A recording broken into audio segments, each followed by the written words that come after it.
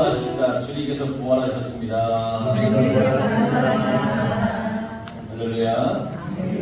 오늘은 부활절입니다. 우리가 사망문세 이기시고 부활하신 그 주님을 찬양하며 또 영원한 생명 주신 주님께 감사하는 예배를 드립니다. 여러분 속에 영원한 생명의 은혜가 넘치기를 간절히 바랍니다. 5만원짜리랑 1,000원짜리가 어느 날 만났습니다. 아주 오랜만에 만났습니다. 그래서 서로 안부를 물었습니다. 1,000원짜리가 5만원짜리에게 그동안 어떻게 지냈냐고 물어봤습니다. 그러자 5만원짜리가 나는 그동안 크루즈 여행도 다녔고 고급 식당에도 가고 아주 멋진 스포츠 관람도 했고 그렇게 말을 했습니다. 이거는 5만원짜리가 1,000원짜리에게 그럼 넌 어떻게 지냈냐? 그러니까 1,000원짜리가 얘기했습니다. 나야 뭐 늘 그렇듯이 교회, 절, 성당 이렇게 돌아다녔지. 우리가 하나님 앞에 인색하게 굴지 말자는 그런 의미의 어떤 유머의 이야기인데, 하나님께서는 우리에게 하나님의 은혜로 우리를 살려주시고 또 우리를 고쳐주시고 또 살아갈 인생의 길을 인도해 주시는데, 우리는 그 은혜를 잊은 채 살지는 않는가? 그래서 하나님에 대해서 인색하게 살고 있지는 않는가? 한번 우리가 이 부활절을 맞아서 깊이 한번 생각해 봐야 될 것 같습니다. 이스라엘 백성들은 하나님의 일을 기대하기보다는 광야에서 자기들 앞에 놓여있는 그런 어떤 현실적인 문제를 가지고 하나님 앞에 원망을 했고 또 모세에게 원망을 했습니다. 그런데 우리는 이 이스라엘 백성들이 그렇게 원망했던 그 태도를 가지고 살아서는 안 됩니다. 우리는 홍해를 갈라주시고 마라의 쓴물을 달게 해주시고 만나를 내려주시고 반석에서 물을 내려주신 그 하나님의 일을 날마다 기대하며 살아가야 합니다. 여러분, 우리의 인생에 펼쳐지는 이 놀라운 일들은 전적인 하나님의 은혜로 인해서 우리가 맛보고 경험하는 것이라는 것을 항상 기억하시길 바랍니다. 전적인 하나님의 은혜입니다. 그 전적인 하나님의 은혜를 오늘 이 성경을 통해서 깨달으시고 부활의 그 주님이 주시는 영원한 생명과 또 영원한 우리들의 감사의 삶을 살아갈 수 있기를 간절히 바랍니다. 오늘 성경의 이야기는 이래요. 주님께서 나인이라고 하는 성에 들어가셨어요. 그 성에 들어갔는데 아주 슬픈 일이 일어났습니다. 과부의 아들이 죽은 겁니다. 아들의 죽음에 이 과부는 매우 슬펐습니다. 많은 사람들이 과부의 슬픔을 안타깝게 여겼고 또 죽은 아이를 메고 장사 지내러 가고 있는 그런 상황입니다. 이때 예수님께서 이 과부를 보시고 불쌍히 여기면서 울지 마라 그렇게 말씀하셨습니다. 그리고는 그 관에 손을 대시고는 그 아이를 향하여 일어나라 그렇게 명령을 하셨습니다. 그러자 죽었던 아이가 살아났습니다. 그리고 죽은 아이를 그의 어머니에게 주었습니다. 이때 거기에 모인 모든 무리가 그 이루어진 일에 대해서 두려워하며 하나님께 영광을 돌렸다는 겁니다. 이게 오늘 성경의 전체적인 이야기입니다. 그런데 이 이야기 속에 참 많은 뜻이 포함이 되어 있습니다. 성경을 보면 예수님께서 마을을 이렇게 두루 다니시면서 일을 하실 때 그 마을의 이름을 말하지 않은 경우도 많은데 또 때로는 그 마을의 이름을 말씀하는 경우도 있습니다. 그 이유가 뭐냐면 그 마을의 이름과 관련된 영적인 비밀이 있기 때문에 그 마을의 이름을 말씀하시는 겁니다. 오늘 성경에 나와 있는 마을의 이름이 뭐라 그랬어요? 나임. 이 나임이라는 성에 들어갔습니다. 나임은 히브리어로 즐겁다는 뜻입니다. 그 뜻을 가진 나임에서 나온 말입니다. 그 즐겁다는 얘기입니다. 이 성은 즐거운 성입니다. 주님께서 지금 가신 동네는 즐거운 동네입니다. 주님께서 가신 동네가 나인이라는 성이라고 분명히 밝혀 말하는 것은 이 동네의 이름과 지금 일어나는 일에 대해서 하나님의 은혜를 말씀하고자 하는 겁니다. 나인이라는 즐거운 동네에 그 동네의 이름과 아주 대조적으로 과부의 아이 이 외아들이 죽었습니다. 동네 전체가 장례 행렬에 참여할 정도로 아주 슬픔에 빠졌습니다. 이처럼 즐거움을 나타내는 도시의 이름과 이 청년의 죽음으로 슬픔에 빠진 동네의 분위기가 선명하게 대조가 되어서 이후에 주님의 역사에 더 큰 의미를 나타나게 됩니다. 그 당시에 과부는 연약한 어떤 부류의 사람이었습니다. 불쌍합니다. 불쌍한 데다가 더 안타까운 일이 일어난 것이죠. 우리의 삶에도 마찬가지로 일어납니다. 이런 일들이. 힘들고 어려운 일을 당했는데 계속 그런 일이 생깁니다. 계속해서 생깁니다. 설상가상 계속 생깁니다. 엎친 데 덮친 격으로 계속해서 어려움이 생깁니다. 계속해서 어려움과 괴로움이 우리의 삶을 힘들게 만듭니다. 문제 해결의 속도보다 문제가 생겨나는 속도가 훨씬 더 빠릅니다. 우리는 그렇게 살아갑니다. 빚진 것을 한번 생각해 보세요. 돈이 부족해서 다른 사람에게 돈을 빌릴 때 내가 돈이 생기면 이 빚을 바로 갚겠습니다 라는 생각으로 돈을 빌려요. 그런데 돈을 갚으려고 하면 어떻습니까? 또 다른 곳에서 돈을 빌려야 하는 일이 생깁니다. 돈을 갚는 속도보다 빌려야 할 일이 훨씬 많다는 거죠. 그래서 어려울 때가 많아요. 저도 그런 경험이 있어요. 대학교를 다닐 때인데 집에서 생활비를 탔었어요. 이 생활비가 부족할 때가 있잖아요. 그러면 매번 아버지께 전화해서 생활비가 부족하니 좀 보내주십시오. 그것도 한두 번이지 죄송해서 전화를 못하는 거예요. 그러면 어떻게 하냐면 친구에게 이제 돈을 좀 빌립니다. 그러면 다음 생활비가 올 때에 우선 빌린 것을 갚죠. 그러면 갚은 만큼 또 생활비가 빚이요. 그러면 또 어떻게 합니까? 또 빌리지요. 네, 빌리는 금액이 점점 많아지는 거예요. 점점 많아져요. 나중에는 감당하기 어려울 만큼 많아지는 것이죠. 그렇다는 거예요. 그렇다고 해서 그 빚을 안 갚고 지금까지 사는 건 아니에요. 다 갚았어요. 그런데 뭐냐면 우리의 삶에는 내가 가진 문제를 해결하는 속도보다 참 많은 경우에 문제가 생기는 속도가 훨씬 더 빠르고 많다는 거예요. 그래서 우리의 삶에는 괴로움의 연속이에요. 무거운 짐이 점점 더 많이 내 어깨에 짊어지게 되는 거예요. 성경에 나오는 과부도 이 과부가 돼서 서럽잖아요. 이 시대의 사회적인 어떤 냉대함. 근데 유일한 희망이었던 아들이 있었는데 그 아들이 죽었으니까 그의 인생이 얼마나 괴로웠을까요? 그리고 이 함께 장례의 행렬에 참여한 사람들은 이 과부의 슬픔을 함께 했습니다. 그러나 그 슬픔에 대한 문제의 해결을 해줄 수가 없습니다.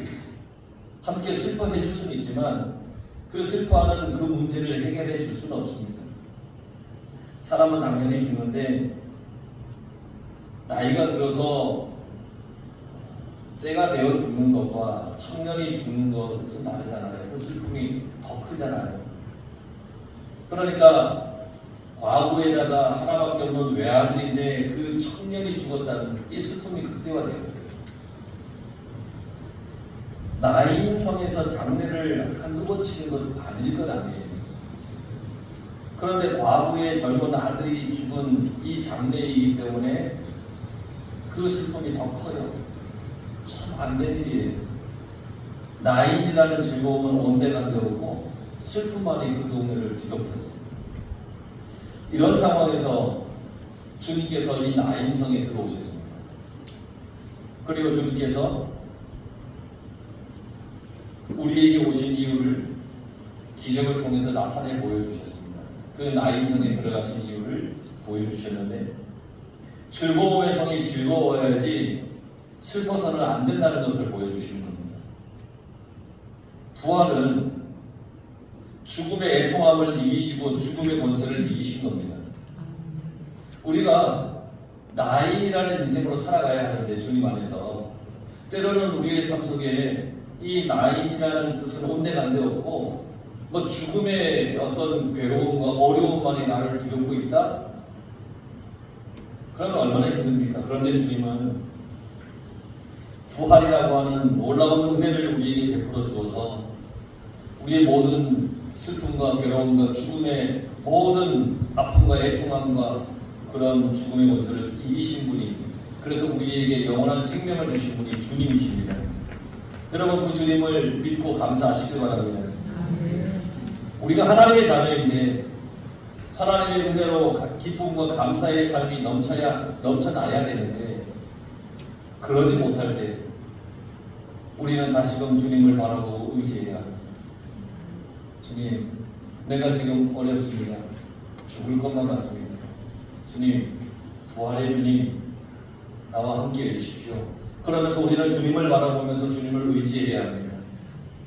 우리에게 값없는 은혜를 주시는 하나님을 믿는다면, 하나님께서 문제와 슬픔을 거두시고 해결해 주시는 분임을 믿는다면 우리의 삶에는 분명히 즐거움과 감사가 넘칠 겁니다.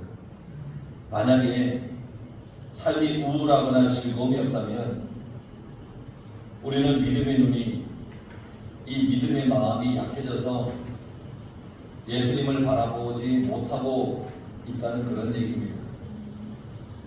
내가 제대로 주님을 바라보고 있다면 나에게 다가오시는, 그 나에게 늘 언제나 함께 해주시는 그 주님을 우리가 바라볼 수 있을 겁니다.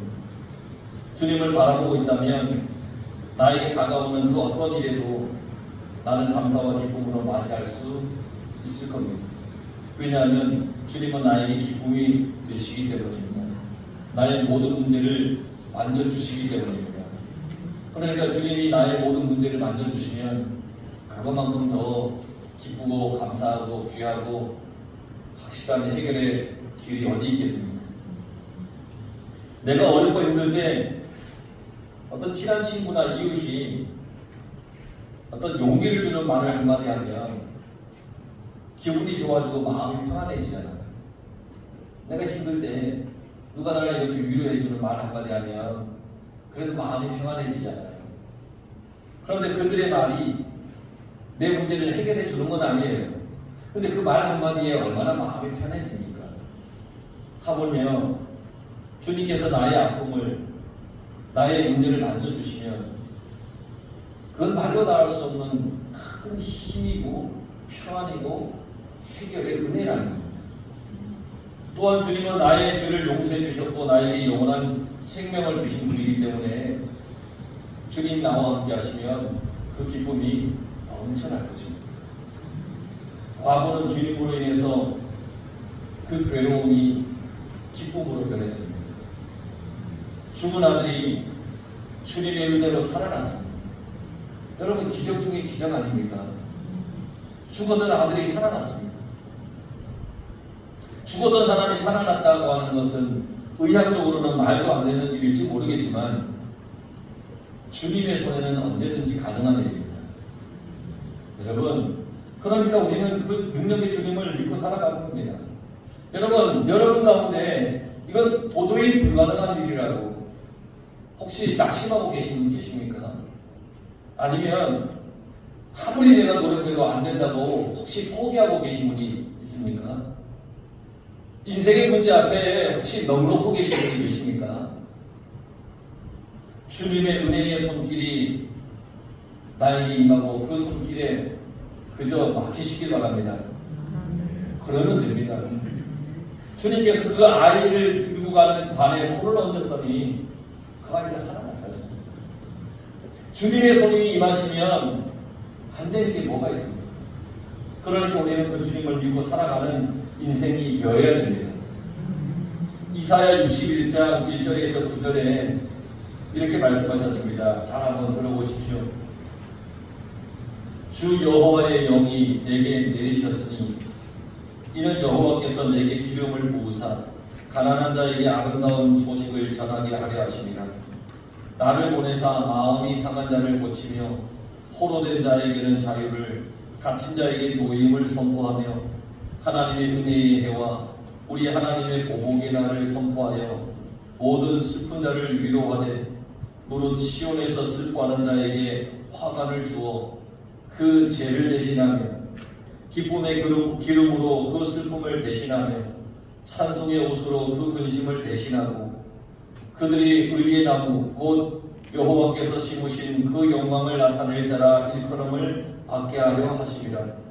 그들은 오래 황폐하였던 곳을 다시 쌓을 것이며 예부터 무너진 곳을 다시 일으킬 것이며 황폐한 성읍 곧 대대로 무너져 있던 것들을 중수할 것이며 외인은 서서 너희 양떼를 칠 것이며 이방 사람은 너희 농부와 포도원 지기가 될 것이나 오직 너희는 여호와의 제사장이라 일컬음을 받을 것이나 사람들이 너희를 우리 하나님의 봉사자라 할 것이며 너희가 이방 나라들의 재물을 먹으며 그들의 영광을 얻어 자랑할 것이라. 너희가 수치 대신에 보상을 배나 얻으며 능력 대신에 몫으로 말미암아 즐거워할 것이라. 그리하여 그들의 땅에서 갑절이나 얻고 영원한 기쁨이 있으리라. 무릇 나 여호와는 정의를 사랑하며 불의의 강탈을 미워하여 성실히 그들에게 갚아주고 그들과 영원한 언약을 맺을 것이라. 그들의 자손을 문 나라 가운데 그들의 후손을 만민 가운데 알리리니 무릇 이를 보는 자가 그들은 여호와께 복 받은 자손이라 인정하리라. 할렐루야. 하나님께서 이처럼 나에게 은혜를 값없이 거저 주신다는 겁니다. 이 모든 은혜가 나의 어떤 공로나 나의 어떤 노력으로 이루어지는 것이 아니라는 것입니다. 내가 주님을 의지하기만 하면 됩니다. 그러면 괴로움이 변하여 기쁨이 되고 즐거움이 됩니다.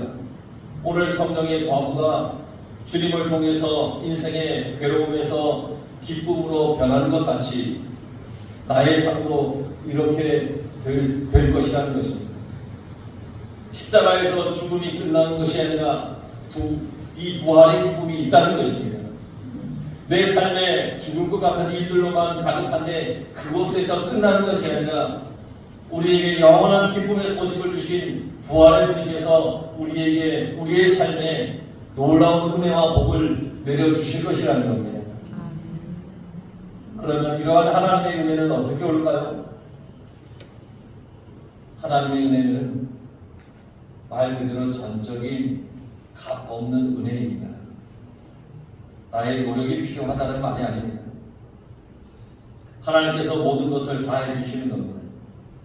성경의 과부와 장례를 치르는 사람들이 죽은 아들을 위해서 무엇 했습니까? 그냥 관만 들고 갈 뿐입니다. 아들이 살아난 것과 관계된 일을 한 것은 아무것도 없습니다. 그냥 관만 들고 갔습니다. 이제 가면 언제 오나 어디야 이것만 했습니다. 다른 거 없습니다. 이제 가면 언제 오냐 막 이런 얘기만 합니다. 뭐냐면 희망이 전혀 없다는 겁니다. 그런데 예수님께서 그 누가 부탁한 것도 아닌데 그 누가 요구한 것도 아닌데 그들 앞에서 죽은 아들을 말씀으로 살려주셨습니다. 이 사건은 실로 놀라운 일입니다. 이 광경을 지켜본 사람이라면 그 누구라도 놀라지 않을 수가 없습니다. 죽은 자가 살아난다는 게 보통 일입니까? 주님은 나의 삶에 지금도 찾아오셔서 나의 괴로움을 해결해 주시는 분이십니다. 우리는 나인입니다. 즐거운 사람들입니다. 주님의 은혜 안에서 구원함을 받아 즐거워 살아가야 될 사람들입니다.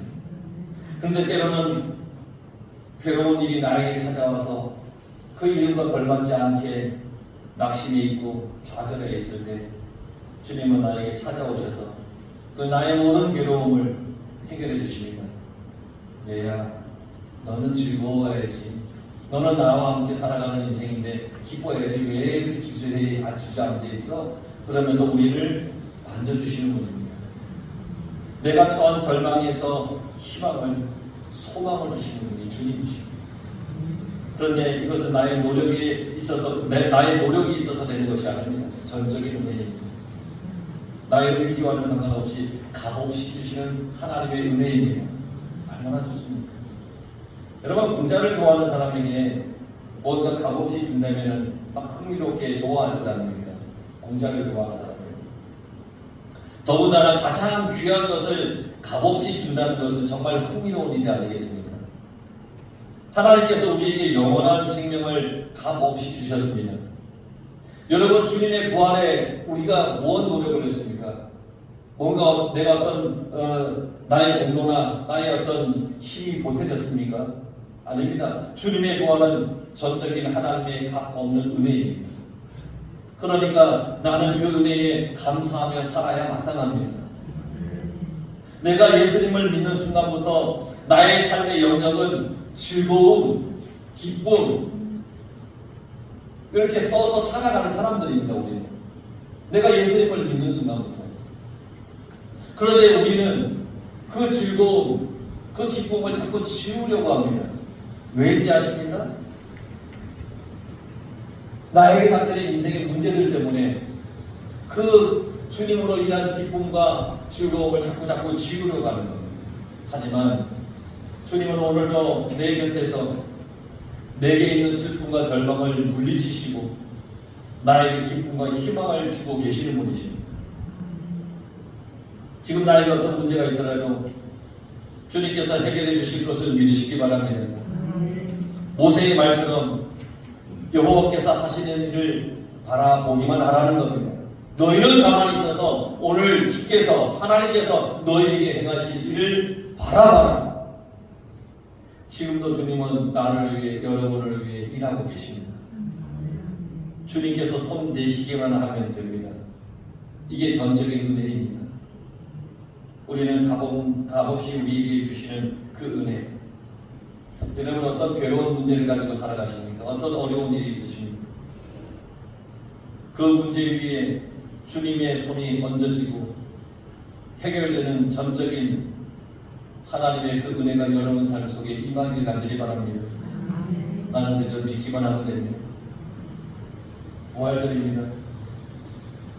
십자가에 달리셨던 주님께서 부활하셨습니다. 모든 사람들은 끝났다 그랬습니다. 죽었다 그랬습니다. 소망이 없다 그랬습니다. 다 떠났습니다. 그러나 주님은 그 모든 죽음의 권세를 이기시고 부활하셨습니다. 아무도 기대하지 않았지만, 아무도 몰랐지만, 그렇게 주님 옆에 3년 동안 따라다녔던 제자들도 믿지 않고 다 떠났지만 주님은 약속하신 대로 부활하셨습니다. 십자가는 값없는 은혜입니다. 나의 죄를 용서해 주신 아주 귀한 은혜입니다. 그렇다면 부활은 매우 값진 소망입니다.